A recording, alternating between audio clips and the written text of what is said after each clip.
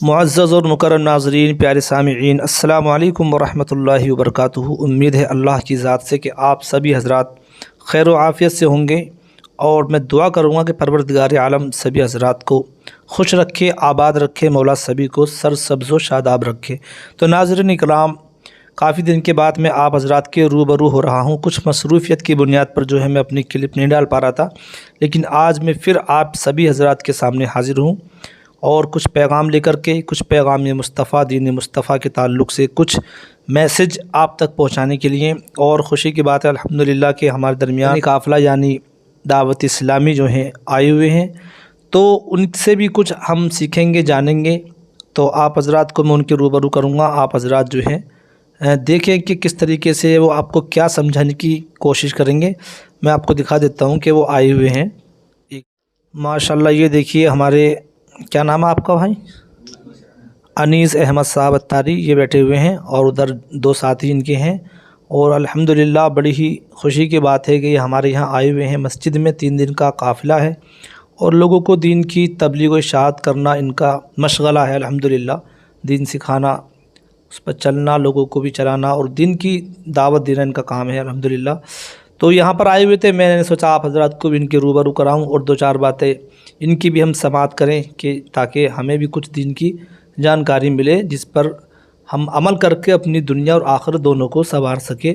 تو آئیے محترم بھائی جناب انیس احمد صاحب سے بھی ہم کچھ سنتے ہیں، اور ان کی نورانی باتوں سے، حقانی عرفانی باتوں سے اپنے آپ کو مستفیض کرتے ہیں۔ پیارے ناظرین، السلام علیکم ورحمۃ اللہ وبرکاتہ۔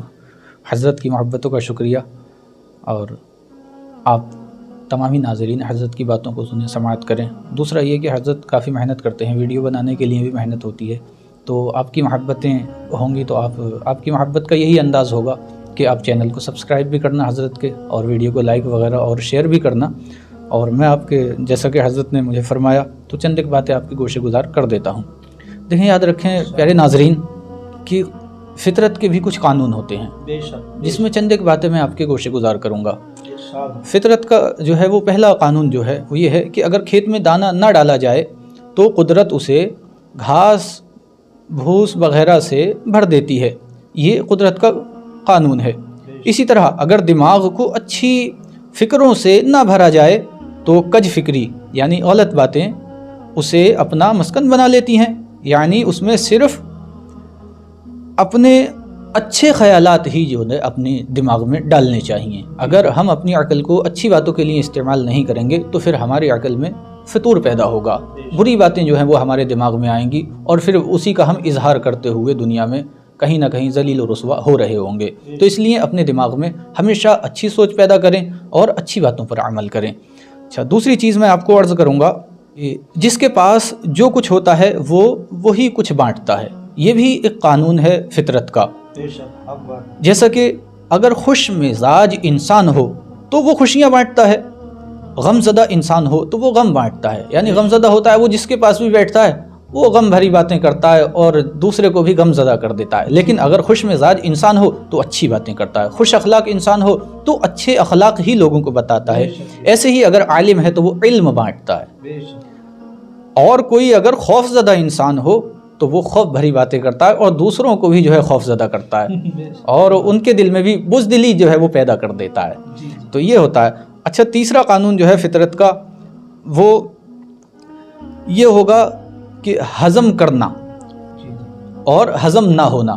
تو اگر ہضم ہو جائے تو بڑی اچھی بات ہے، اور اگر ہضم نہ ہو تو پھر اس کے بھی نقصانات اپنے ہوتے ہیں، جیسا کہ کھانا ہضم نہ ہونے پر بیماریاں پیدا ہوتی ہیں، مال و ثروت ہضم نہ ہونے پر اس میں پھر ریاکاری بڑھ جاتی ہے، اور بندہ تکبر کی طرف چلا جاتا ہے کہ اسے مال و دولت مل جائے۔ اب وہ اس سے جب ہضم نہیں ہوا تو تکبر کرے گا، دکھاوا کرے گا۔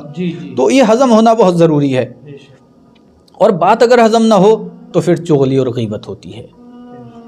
اور تعریف اگر بندے کو ہضم نہ ہو، یعنی جس کی تعریف کر دی گئی اگر اس سے وہ ہضم نہ ہو تو پھر جو ہے آگے بڑھ کر کے بندہ وہ خود پسندی میں مبتلا ہو جاتا ہے کہ میں تو بہت اچھا ہوں اور لوگ میری بڑی تعریف کرتے ہیں، یہ اگر ہضم نہ ہو تو۔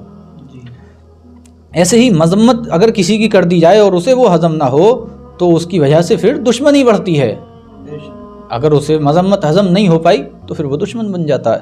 ایسے ہی غم اگر ہضم نہ ہو تو مایوسی بڑھ جاتی ہے، اور اقتدار و طاقت اگر ہضم نہ ہو تو پھر بندہ وہاں پر بھی ظالم و جابر بن جاتا ہے. تو پیارے اسلامی بھائیوں، یہ فطرت کا قانون ہے، یہ تقاضا ہے کہ اگر ہم اچھی باتیں اپنے دماغ میں نہیں ڈالتے ہیں تو پھر بری باتوں کی طرف چلے جاتے ہیں، اور جس کے پاس جو ہوتا ہے وہ وہی بانٹتا ہے. دوسرا یہ کہ ہضم نہ ہونے کی صورت میں وہ کوئی بھی چیز ہے پھر وہ اس کے نقصانات اپنے دیکھنے پڑتے ہیں. تو پیارے اسلامی بھائی، ہمیں اپنے جو ہے اعمال کو سدھارنا ہے، اپنے اخلاق کو سنوارنا ہے، اپنے اندر کچھ علم جو ہے وہ رکھنا چاہیے تاکہ ہم آگے کو بڑھائیں اور اپنے دین سے اپنے بھائیوں کو جوڑیں. نبی پاک صلی اللہ علیہ وسلم نے ارشاد فرمایا کہ بروز قیامت میزان پر جو سب سے بھاری چیز ہوگی وہ بندے کے اچھے اخلاق ہوں گے.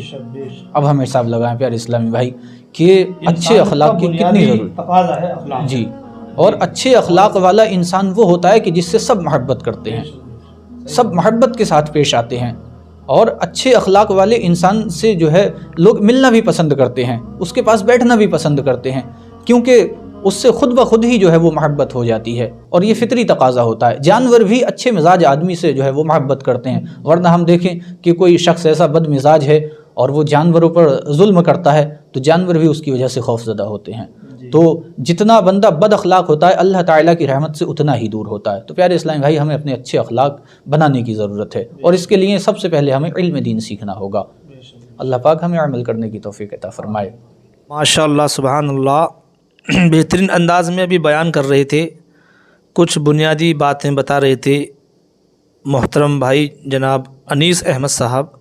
ماشاء اللہ بڑے بہترین انداز میں کچھ اسلام سے ریلیٹیو، دین سے ریلیٹیو، اور کچھ ایسی اہم نالجیبل چیز بتا رہے تھے کہ واقعی میں اگر انسان اپنی زندگی میں ان کو عمل میں لے کر کے آئے تو اس سے بہت ہی فائدہ حاصل کر سکتا ہے. اور دنیا، میں بتانا چاہوں گا کہ دنیا یوز کرنے کی چیز ہے، استعمال کرنے کی چیز ہے، نہ کہ دنیا جو ہے اس میں آدمی گمسم ہو کر کے اپنی زندگی کا بہترین بیش قیمتی سرمایہ برباد کرے. نہیں، بلکہ اس پوری دنیا کو سمجھے کہ یہ میرے لیے ہے، اور اپنے ٹائم کو، اپنی زندگی کو صرف اللہ کے لیے صرف کرے. باقی پوری کائنات اللہ نے جو نعمتیں، صلاحیتیں عطا کی ہیں صرف انسان کے لیے ہیں.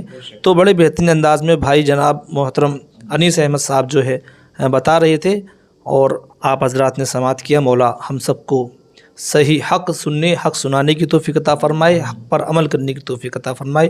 انشاءاللہ نیکسٹ ویڈیو میں آپ سے پھر ملاقات ہوگی. تب تک کے لیے خدا حافظ. السلام علیکم ورحمۃ اللہ وبرکاتہ.